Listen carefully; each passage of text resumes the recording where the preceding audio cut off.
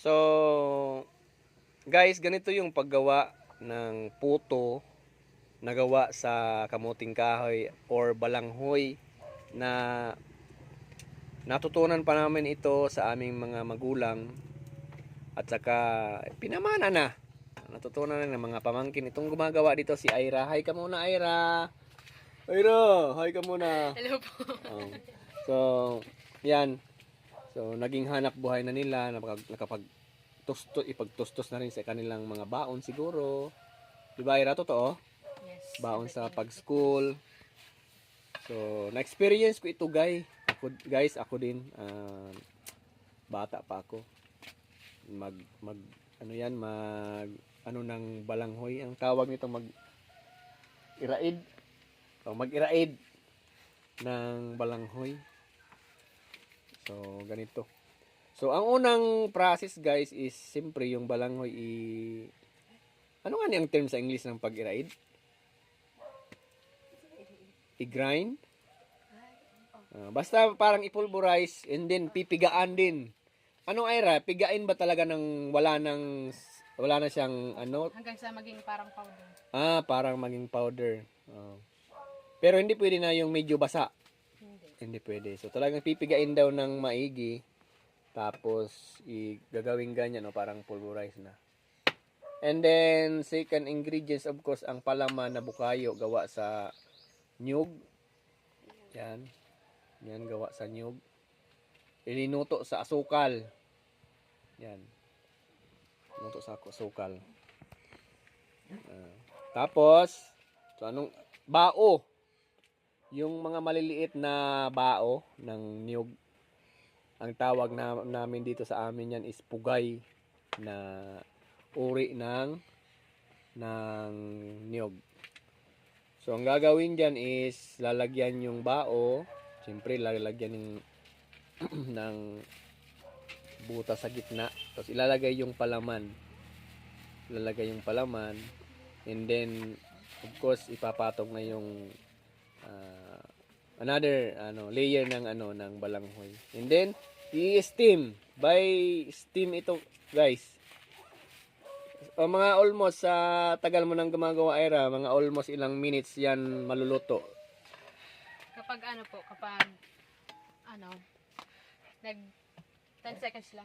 10 seconds daw po. So 10 seconds. So sa isang minuto makapagluluto ka na ng more or less 6 na piraso ng puto.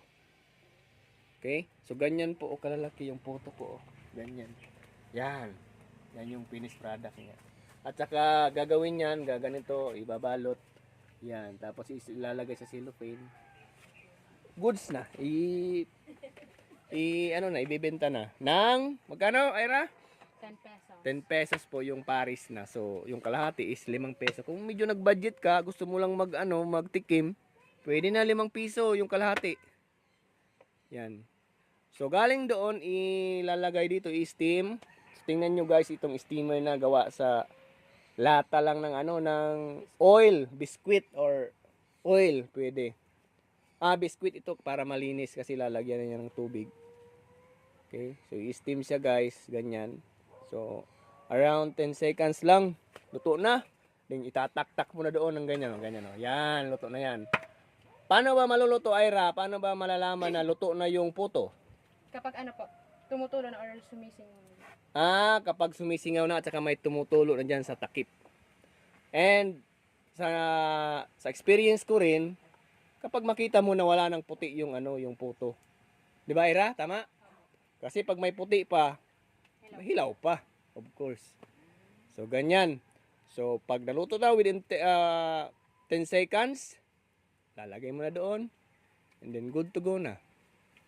So talagang guys, talagang tiyaga lang talaga guys. Tiyaga lang talaga. Ang medyo matrabahong process nito guys yung ng balanghoy kasi babalatan mo yung balanghoy. Term namin dito guys is iraid. I don't know kung anong term niya sa Tagalog at saka sa English. Okay? Ayan. So anong plano mo, ma'am? Magbili ako ng ganyan. Magbili lang ang plano mo. Akala ko gusto mong matuto para gawin mo sa bahay mo. Dapat, plano kang matuto. Ay, Ha? pwede na rin. Sige, pwede na rin daw mag-observe para matuto. Para pag medyo apiki na ang panahon, maggawa ka lang ng puto.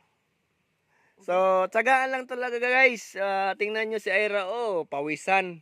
So, kung kayo, mag-innovate na rin kayo. Kung gusto nyong maggawa na rin ng steam na yung lutuan na iwas init, pwede rin. Maglagay ba kayo ng fan? Or maglagay ba kayo ng parang guard? Di ba, Ira? Tama? So, kasi itong ginagawa ni Ira is, ano na ito parang dinalian na ba? So, yan. So, ang bintahan ba, Ira? Okay din ba? Mabenta ba sa mga customer yung puto na balanghoy with bukayo? Opo. Mabenta daw po. So, yan guys. So, siguro ipa-observe ko kay ma'am kasi yung technology is gawin niya doon sa Mindanao. May gumagawa naman nito guys sa Mindanao pero ibang pamamaraan. Tsaka iba yung ano niya, yung ano niya, texture niya. Tuwing linggo nga matapos kami magsimba, paglabas ng simbahan, hinahanap ni Mrs. yung puto. Sabi ko sa kanya, kami magawa ng puto ibang pamamaraan. Okay, so yun lang guys. So sana may natutunan kayo o may bago kayong na I don't know, yung iba kasi gumagawa na nito rin.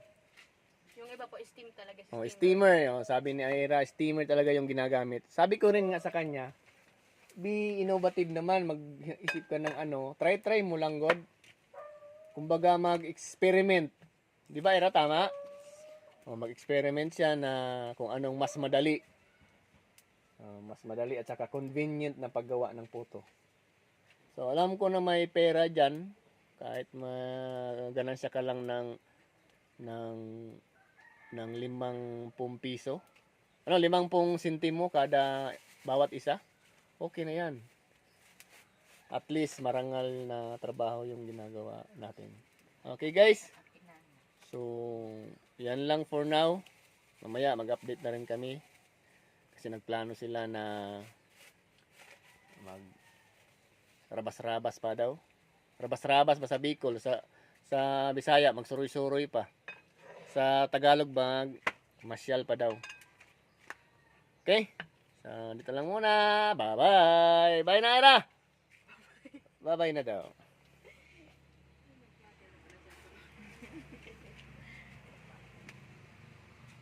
No. Yeah.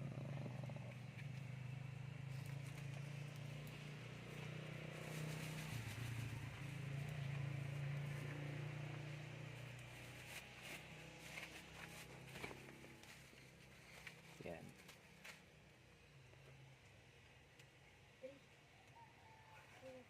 Kailangan ko lang hiniro mo sa atop mo.